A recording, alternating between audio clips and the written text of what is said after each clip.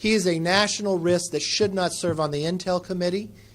He's trying to deflect attention from the fact that he has QAnon in his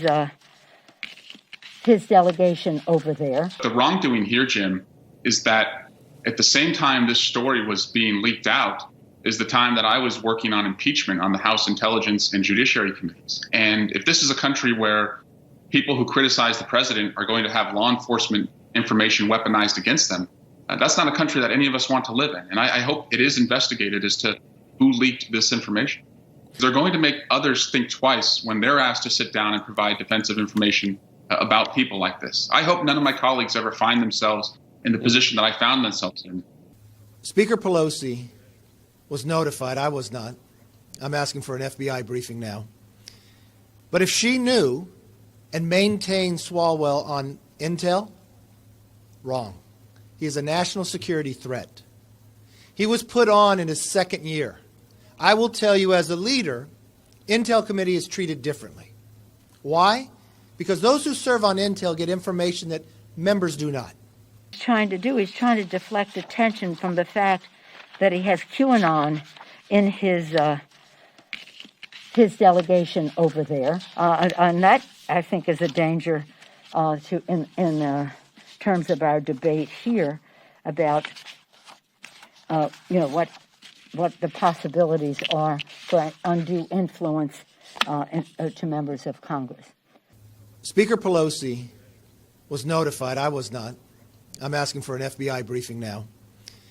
But if she knew and maintained Swalwell on Intel, wrong. He is a national security threat. He was put on in his second year. I will tell you, as a leader, Intel Committee is treated differently. Why? Because those who serve on Intel get information that members do not. For the Republican side, the Republican leader appoints there. For the Democrat side, the Democrats appoint there. And to spend the last 4 years in Intel worried about foreign intrusion, Adam Schiff knew as well.